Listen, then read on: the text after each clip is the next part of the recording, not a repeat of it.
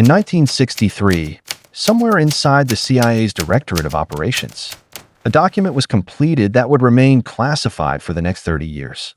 It was called the KUBARK Counterintelligence Interrogation Manual. 128 pages, written in the careful, bureaucratic language of an organization that had spent considerable time and resources figuring out how to break a human being without leaving marks. The manual covered many techniques, but one was listed above all others as the most reliable, the most effective, and the most difficult to resist.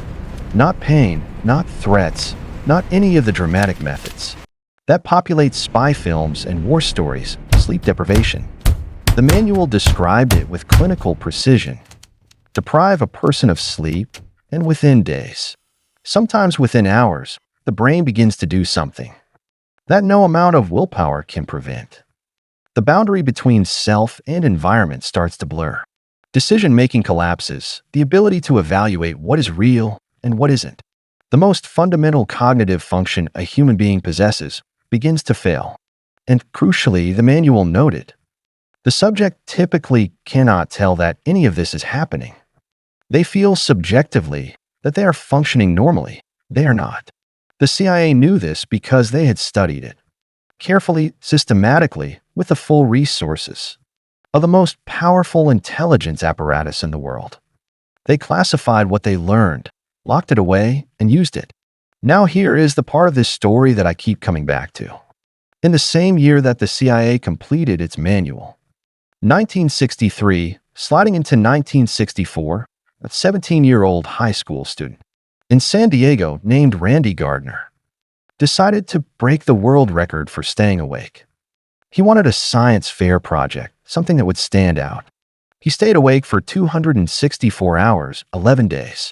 Stanford sleep researcher William DeMint heard about it and drove to San Diego to monitor him.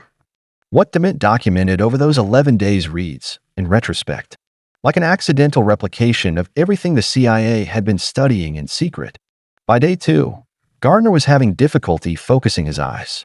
By day 4, he had become irritable and uncooperative, convinced at one point that he was a famous football player.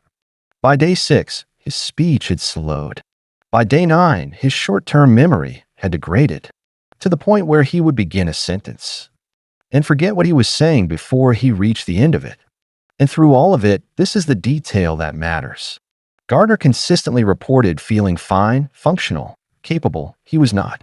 DeMint later wrote that Gardner's case illustrated something that decades of subsequent research would confirm. The most dangerous feature of sleep deprivation is not what it does to you.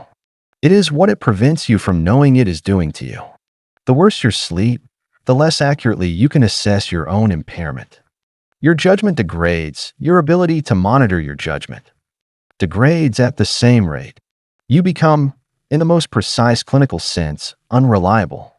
And you are the last person to find out. In 2021, a study published in Nature confirmed this mechanism, with numbers that are difficult to look at directly. Restricting sleep to 6 hours a night for 2 weeks produces cognitive impairment equivalent to 2 full nights of no sleep at all. Response times, working memory, emotional regulation, decision-making under uncertainty, all of them compromised measurably by what most people would describe as a reasonable amount of sleep. And in that same study, the subjects who were most impaired were the ones most likely to report feeling fine. The CIA knew this in 1963. They studied it, classified it, and used it to break people in rooms that don't appear in any official record. Randy Gardner demonstrated the same thing in public, in front of a Stanford researcher for a high school science fair. The science has been confirmed dozens of times since. It is not controversial, it is not disputed, it is settled. And yet somewhere between the classified manual and the present moment, the culture you live in decided to take everything. The CIA had learned about dismantling human cognition and rebrand it as a morning routine. Think about how the language works. We celebrate people who sleep less. We use the word hustle to describe the deliberate choice to deprive yourself of sleep in service of work.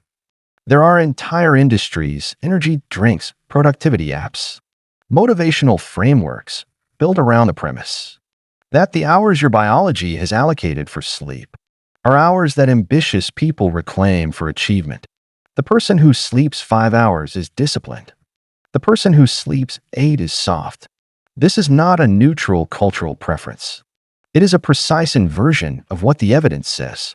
A 2025 study published in Frontiers in Neuroscience found that people who work night shifts, even when their total sleep hours are technically adequate, show persistent cognitive impairment in executive function and emotional processing that does not resolve on days off.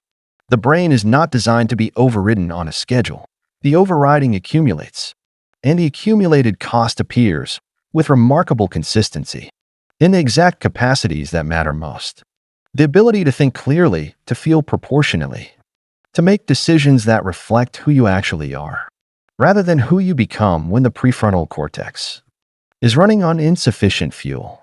The CIA understood that a sleep-deprived person is a compromised person, a person whose resistance is lowered, whose judgment cannot be trusted, whose sense of reality is quietly, invisibly degrading in ways they cannot detect from the inside. They use that knowledge to break people. The modern workplace uses the same knowledge, arrived at through the same research, to extract maximum output from people who have been convinced that needing sleep is a character flaw. The manual was declassified in 1997. It is publicly available. You can read it. The culture that inherited its findings never needed to. So the next time you wake up at 6 a.m., after 5 hours of sleep, and pour your coffee, and tell yourself you are fine, remember that a 17-year-old in 1964 said exactly the same thing on day 9 of 11 days without sleep, in front of a Stanford researcher who was quietly documenting everything that was wrong. Remember that the most sophisticated intelligence agency in the world spent decades studying exactly what happens when a person doesn't sleep. And the first thing on their list was not hallucinations, not physical collapse, not any of the dramatic symptoms that makes sleep deprivation legible as suffering. It was impaired judgment, the quiet kind, the kind you can't see from the inside, the kind that makes you pour your 5th coffee at 11 p.m. and think, I'm fine, I've got this, just one more hour. And here is the question I keep coming back to. If sleep deprivation is effective enough to be classified as an interrogation technique, if governments have studied it, refined it, and used it specifically because of how reliably it dismantles human cognition, then what exactly are we celebrating when we call it hustle? And who precisely benefits from a culture that taught you to be proud of it?